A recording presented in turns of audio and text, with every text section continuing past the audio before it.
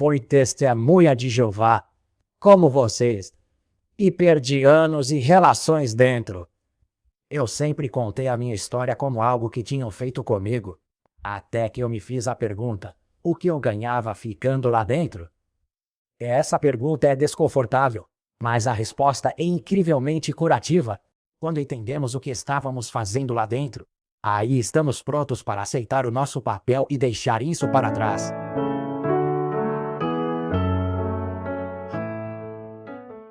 A primeira vantagem que eu tive como testemunha de Jeová foi, com certeza, encontrar uma identidade.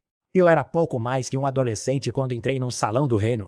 Eu estava construindo a minha identidade. Eu tentava entender quem era Mauro, do que gostava e não, suas características, capacidades e seus lados obscuros, sem perder nada mesmo. Mas, ao entrar no salão do reino, isso não importou, me apresentaram uma nova identidade que tinha a vantagem de ser mais fácil, mais rápida, mais valorizada. E prometia ser algo melhor do que aquilo que eu encontraria olhando para mim mesmo. Ao olhar dentro de mim, acharia coisas que não gosto e outras belas. Em vez disso, testemunhas de Jeová disseram: não olhe para dentro de si. Não procure qual é a sua identidade. Nós damos ela para você. Vamos mostrar quem é o cristão de verdade, ou melhor, a boa testemunha de Jeová. Se você aceitar a identidade que damos e se vestir com ela, será, entre outras coisas, totalmente reconhecido e apreciado por todo o nosso grupo aqui. Você vai se sentir muito bem aqui dentro. Vamos continuar te fazendo love bombing até o batismo. Aí você vai se sentir de verdade especial, valorizado, único. Você achou uma identidade que lá fora talvez custasse encontrar e depois manter a força. Aqui não, de jeito nenhum. Aqui você vai ser valorizado, não vai se esforçar. E nós vamos continuar te considerando uma boa testemunha de Jeová, desde que você siga as nossas regras do jogo.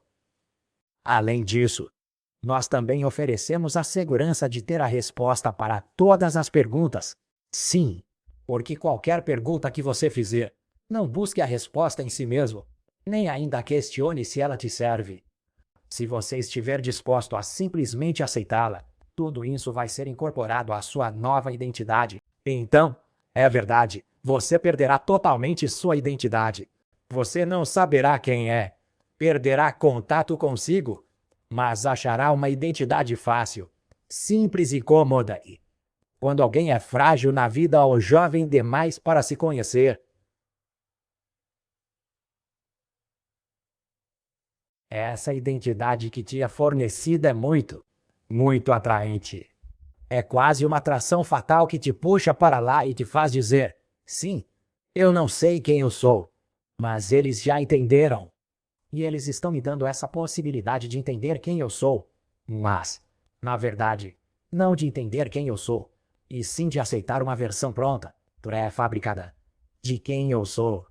Se eu aceitar, eu vou ter esse benefício de ter resolvido esse problema sem esforço. Depois eu vou continuar lendo as publicações, me atualizando, repetindo por anos e anos e anos quem eu sou.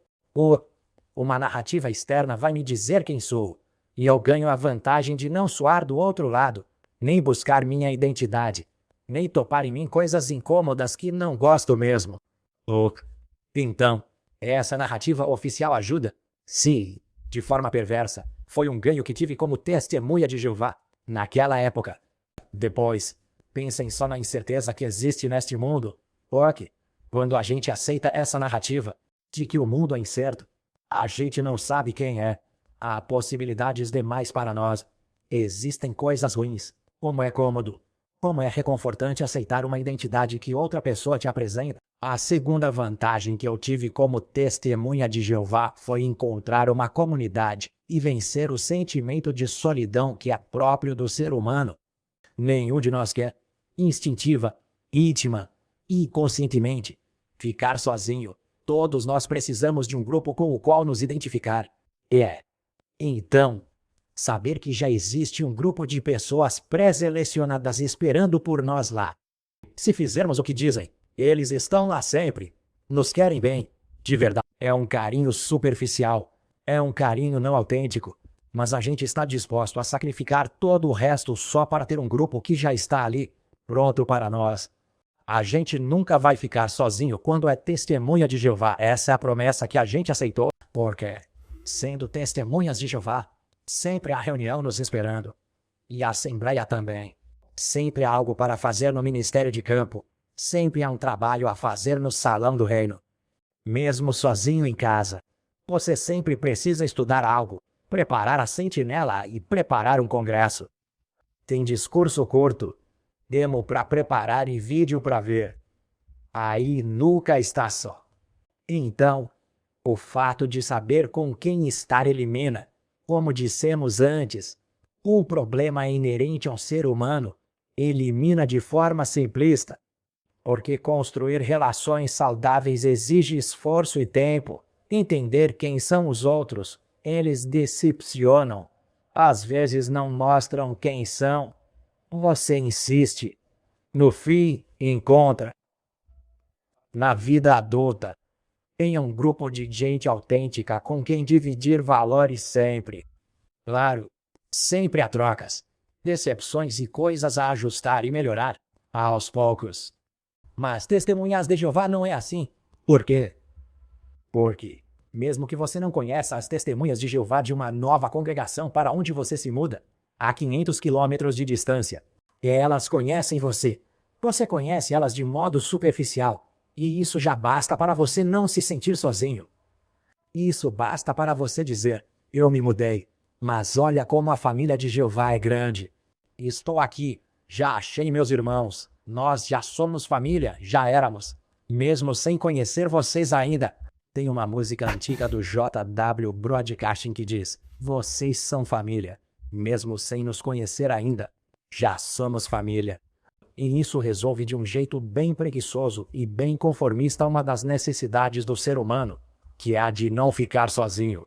Então, eu diria que sim. Quando eu era testemunha de Jeová, eu tive essa vantagem de encontrar uma comunidade. Outra vantagem que eu tinha quando era testemunha de Jeová era a do orgulho, ou da superioridade. Enfim, sabíamos o nome de Deus. 1914. Geração. Profecias. 7 tempos. 69 semanas. Rei do Norte e do Sul. Que outra denominação religiosa tinha entendido o que nós tínhamos entendido? Nós estávamos no lugar certo, na hora certa. A luz brilhava cada vez mais. Estava clara no nosso caminho, enquanto todas as pessoas de fora estavam nas trevas espirituais. Ao andar por aí, você olhava a outros e pensava, coitados, não têm a verdade e nem sabem em que ponto está o plano de Deus. Nós sabemos que vivemos nos últimos dias, que muito em breve tudo isso vai acabar e que, portanto, mudamos a nossa vida para esse propósito específico. Nós somos melhores. Somos superiores, entendemos isso e, sobretudo, moralmente também. Prestem atenção nisso. A todos bem, porque somos puros. Aqui isso não acontece. Lá fora, sim, nossos casamentos são limpos aos olhos deles. Em público, não temos, por exemplo, pedofilia nem falhas morais. Pois tudo é vigiado pelos anciãos da congregação e pecadores e impenitentes são expulsos. Tínhamos uma convicção tão forte que virava orgulho em nós. E quem não gosta de se sentir superior? É humano. Nascemos com essa tendência a um orgulho.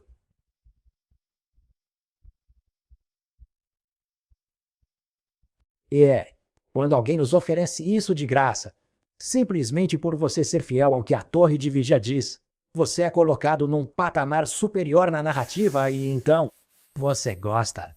Nós gostamos. Estivemos lá e gostamos, sobretudo homens, pois ganhamos certos privilégios na congregação. Depois, vamos jogar na roda mais uma coisa, o resgate dos fracassos escolares e profissionais. Queremos falar disso? Se você fez a 8ª série e sobe na plataforma do Salão do Reino, basta virar ancião, não é orador especial, não estudou teologia nem Bíblia a fundo. Só repete, feito papagaio. O que sai nas publicações e pronto, vai ao púlpito, e os outros têm de ouvir, mesmo sem acertar um subjuntivo direito. Uau! Que virada! Eu trabalho o dia todo como operário. Nada de errado nisso. Mas à noite chego ao salão do reino. Subo a um púlpito, bem vestido, de gravata. E vocês me ouvem. Que lindo! Resgate! Orgulho! Ou então faço visita pastoral. Eu, aos 21, recém-nomeado ancião, vou até você, de 50, e digo, aí, sabe, notei um problema no seu casamento com sua esposa. Olha, sugiro, abra a Bíblia e as publicações diante de mim. Eu, claro, fico humilhado com isso, mas você, aos 21, como se sente agora? Leve. Oh, você não mostra isso, pois é humilde. Quando juntos, mostremos humildade um ao outro sempre. Calma. Mas na real, você fala consigo? Olha como sou bom. Estou evoluindo espiritualmente. Viu? Ganhei outra nomeação. Mais um cargo. Mais responsabilidade. Agora eu vou à plataforma e explico o estudo de A Sentinela para os irmãos. Mesmo que você só se limite a fazer as perguntas, ok? Perguntas prontas que a torre de vigia enfia em você. Você aceita aí? Em troca, ganha mais destaque no grupo que os outros. Sim, eu também aceitei. Infelizmente, essa superioridade orgulhosa eu já tive. Vantagem que tinha quando era testemunha de Jeová. Outro gancho poderosíssimo que faz você permanecer lá dentro. Outra vantagem percebida como inimaginável é a do futuro seguro e certo do novo mundo. Esse futuro implica a liberdade de dores, doenças, envelhecimento e até mesmo de injustiças, sofrimentos, da morte de entes queridos. Quantas testemunhas de Jeová ficam lá por medo do que dizem? Se eu sair, não verei mais meu pai, minha mãe, meus irmãos mortos e, no paraíso, não poderei abraçá-los nem nunca revê-los. É um gancho fortíssimo que ainda nos prende dentro mesmo pensem também na realização pessoal e profissional. Falamos de família, trabalho e casa prometidos no novo mundo. No novo mundo, enfim, você terá o emprego que quis, não este trabalho monótono e repetitivo aqui, por ser pioneiro, aceitou meio período mal pago, só por isso. Ou você não tem a família que queria, agora é pioneiro. Então, sem filhos, senão, atrapalharia o seu trabalho. Você envelhece, é frustrante, sente-se só abandonado. Mas não se preocupe, na congregação há mães, pais e filhos, se no novo mundo, enfim, você poderá ter quantos filhos quiser. Lembram das conversas, quando eram testemunhas de Jeová? Se foram, alguns casais insinuavam, outros diziam bem claro e diziam, olha, agora não tenho filhos porque vou tê-los no novo mundo. Sim, lá crescerão num ambiente saudável, bem tranquilo e em paz. Vou ter 2, 3, 5, porque eu adoro ter filhos, mas não hoje, neste sistema atual. Então, todo esse adiamento para um futuro hipotético, idealizado, imaginado, é um gancho poderoso, fortíssimo, que faz você permanecer entre as testemunhas de Jeová. Se num instante eu abrir mão desse futuro, caramba, anulo sacrifícios, abrir mão do trabalho que queria, do estudo que amava, e de ter família e filhos. Entendem? Então, até a ressurreição dos nossos entes queridos mortos é um gancho forte demais. Mas, quando estávamos lá dentro, saber que existia esse conforto, que os sofrimentos presentes teriam um fim, que tudo isso seria recompensado 100 vezes mais por Jeová, como foi no caso do profeta Jó. Bem, tudo isso foi um motivo para estar no grupo. Outra vantagem inegável é ter um propósito claro na vida. Sua vida não é inútil. Sua vida tem o propósito de reivindicar a soberania de Jeová. E atenção, Jeová sempre observa o que você faz e quer recompensar. Talvez não neste sistema, mas no próximo. Há algo comparável? O que é melhor na vida do que dedicar-se a Vattoer? Ou seja, a Jeová, a congregação e hoje, por exemplo, pregar as boas novas do reino com todo o coração. Sim, porque hoje é o necessário. Hoje não é tempo de ter filhos. Hoje não é tempo de se dedicar à carreira. Hoje não é tempo de entender quem você é ou de construir algo para você e para a sua família. É tempo de construir algo para Deus. As outras coisas podemos adiar para o novo mundo. Você com certeza vai recebê-las. Mas encontrar hoje um propósito para a sua vida é algo de que todos nós precisamos, para além da torre de vigia. E a torre de vigia nos oferece esse propósito pré-fabricado. Isto é, reivindicar a soberania de Jeová, santificar o seu nome. Por meio de quê? Basicamente, pelas nossas obras. Não há graça divina, nem aval do alto, nem o Senhor Jesus que veio salvar e já te deu propósito nesta vida aqui. Não, você tem que merecê-lo. Mas, enquanto trabalha, sabe que não está trabalhando por nada. Sabe que todos esses sacrifícios um dia terão uma recompensa. E ai, uau, isso enche a sua vida de significado. Isso lhe dá um propósito e faz você seguir em frente entre as testemunhas de Jeová. Por aqui param nos benefícios. Citei 5, digam nos comentários se tem outros. Agora, para mim, são os principais mesmo. Como disse no começo, por que notar que houve estados? Porque isso fez parte da nossa vida e, enquanto não admitirmos que também entramos nisso, com ou sem consciência, será mais duro sair, dizer aconteceu, aceito, foi minha história, agora posso soltar de vez, seguir em frente e viver diferente. Falemos dos custos. Quanto isso nos custou? Custou tempo, custou estudos que deixamos de fazer, custou um trabalho gratificante, custou segurança econômica. Para alguns, custou formar uma família, ter filhos e, para outros, alguns pagaram o maior preço de todos, ou seja, o da própria vida. Aqueles que talvez não aceitaram uma transfusão de sangue e morreram como testemunhas de Jeová. Mas havia um pacto, explícito ou não, ao nos batizarmos, sabendo ou não. Avat Toer dizia, vocês nos dão a vida, nós damos propósito, comunidade, superioridade intelectual, futuro e identidade, e prometia um lugar, um caminho e um nome, Loki. Foi isso que a torre de vigia disse a você. Então, no fim, dizer que eles nos roubaram a vida não é exatamente 100% correto. Digamos que nos convenceram de que valia a pena sacrificar voluntariamente a nossa vida no altar deles. E isso não torna menos errado, menos injusto o que eles fizeram. Isso não nos torna menos vítimas. Mas precisamos entender que fomos nós que, voluntariamente, sacrificamos a nossa vida por eles. Então, e aqui eu abro um enorme parêntese para aqueles que talvez nasceram na verdade, para aqueles que foram altamente manipulados em um momento frágil da vida, quando foram fisgados, como se costuma dizer entre as testemunhas de Jeová. Não quero dizer que isso tenha sido saudável. Não quero dizer que eles tenham dito conscientemente, sim, eu faço isso porque gosto de me machucar. Não. E estou só dizendo, estou só fazendo esta pergunta. Essas pessoas tiveram as ferramentas necessárias para decidir? Talvez não, porque quando você tem 14 anos, vai pregar e está cheio, bombardeado pela propaganda dos vídeos do Lely. Talvez não tenha a capacidade de decidir sozinho que isso é o que você quer fazer da vida. Lá você ganha ferramentas crescendo? Não sei, verá no mundo. Vão te dar ou você pega sozinho?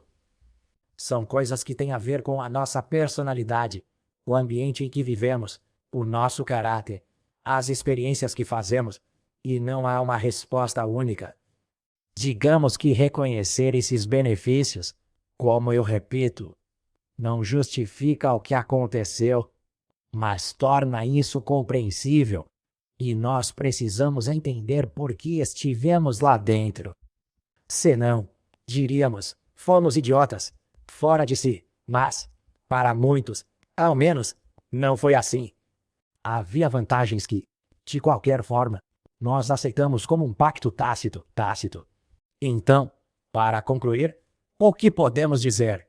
Que aquilo que entendemos nós podemos deixar para trás e finalmente perdoar, porque esse é o significado de perdoar, ou seja, deixar para lá o que aconteceu.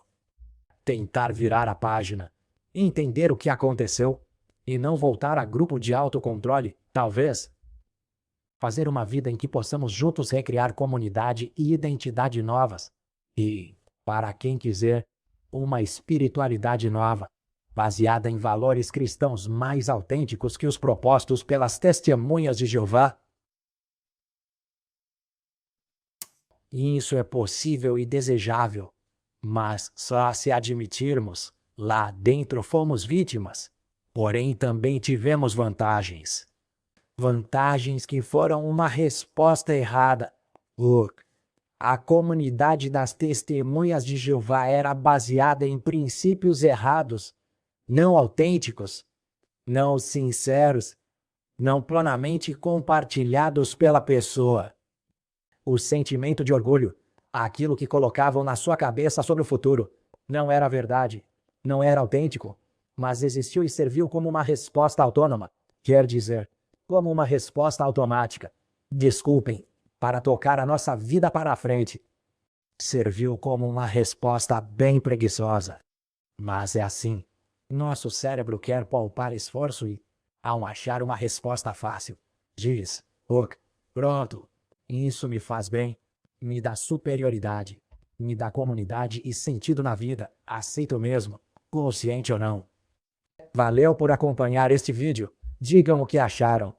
Eu entendo que este é um assunto que pode ser um pouco controverso, e assumir essa responsabilidade, mesmo que parcial, pode ser difícil para uma testemunha de Jeová ou para alguém que já foi. Me digam o que vocês pensam. A gente se vê em breve neste canal para analisar outros temas relacionados às testemunhas. A gente se vê no próximo vídeo. Tchau!